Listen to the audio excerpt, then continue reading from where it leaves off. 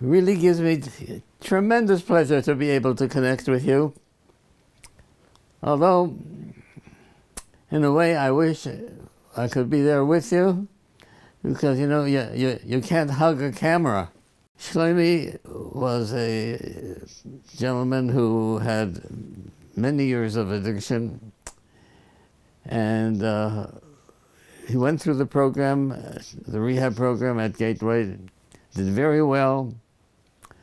But I was concerned that if he goes back to New York and establishes contact with his buddies, that he'll very quickly relapse. So I asked him to stay in Pittsburgh. As it got close to Passover, he said, I want to be by my father's Seder. Well, had to take the risk, so he went to New York to be with his father's Seder. And he came back after Passover and he said to me, when my father began reading the Haggadah, and he said, Avadim hayinu, we were slaves. I interrupted my father and I said, Abba, can you truthfully say about yourself that you were a slave? No, you're talking about history.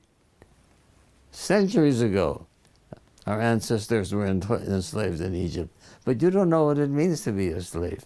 I can tell you what it means to be a slave, because all of those years that I was in drugs, I was a slave. I had no freedom. I had no choice. The drugs were my taskmaster, and I had to do whatever they wanted. When Shlomi told me that, I became aware of what Passover is really about. It's not a political independent state. It is being a free person, free to make choices in life.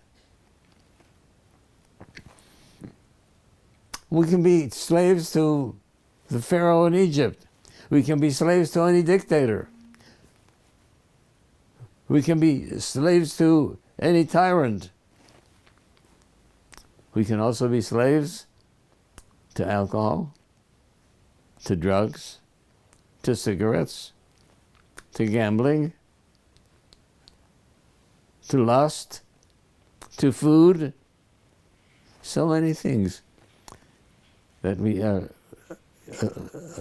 prone to become slaves to, and we lose our choice, and we lose our liberty. And I think what Passover is intended to tell us is how to regain our liberty. And when Shlomi told that, it inspired me to write a Haggadah with a comment, from bondage to liberty. Now, the Talmud says that if you've learned something from a person, anything, you're obligated to honor and respect them as a teacher. And I've learned so much from the recovery program. You are all my teachers. I've learned so much from you. So, I am so grateful for what I've learned from the program. And I think that the program offers us so much more than abstinence from alcohol and drugs and other things. It offers us so much more than even sobriety. We are supposed to value truth. There's nothing important in Jewishness as truth. As the Talmud says, truth is the name of God. But how often do we wander away from truth? And we convince ourselves that we are right. We call that rationalization. People who are not in recovery may spend their entire lives rationalizing, actually living a untruthful life and not being aware of it.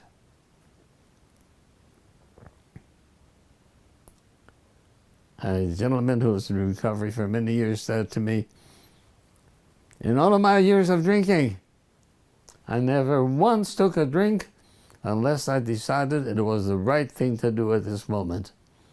That's rationalization. But alcoholics and addicts are not the only people who rationalize. We all rationalize. And when we rationalize, we are lying to ourselves. And we can go through life with a whole pattern of untruth and not be aware of it. Because you see, the rationalizations are often good, but that doesn't make them true. And in recovery, we learn that one lie is enough to precipitate a relapse. And we learn how to be truthful. Not only to be truthful with other people, but truthful to ourselves. And eliminate the rationalization. And you know, the teachings of the Torah are so beautiful. But I also found them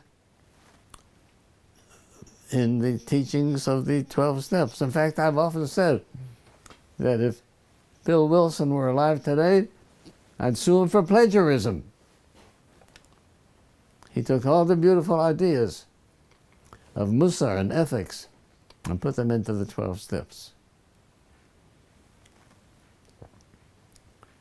A moral inventory, a sensitivity to others. Getting away from a selfishness, which is part of the animal being that we are. You know, at some place the prophet says, we come into the world as a wild mule.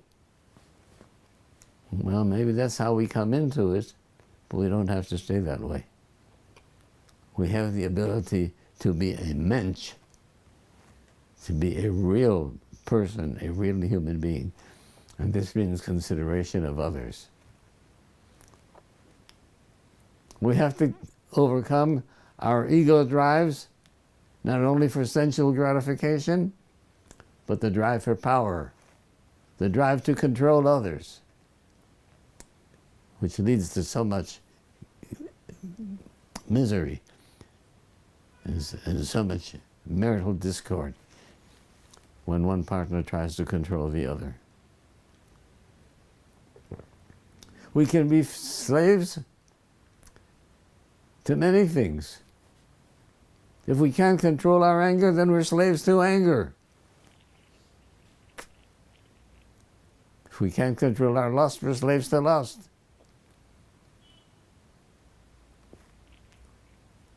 And so that's what Passover is about. So I got many of these ideas in my studies of the various books of Torah, but when I came into the program, I realized how people were making these decisions every day and living beautiful lives. And so, in days past, I would have been with you in that room. I would have said the warmth of your company and the sweetness of your hugs.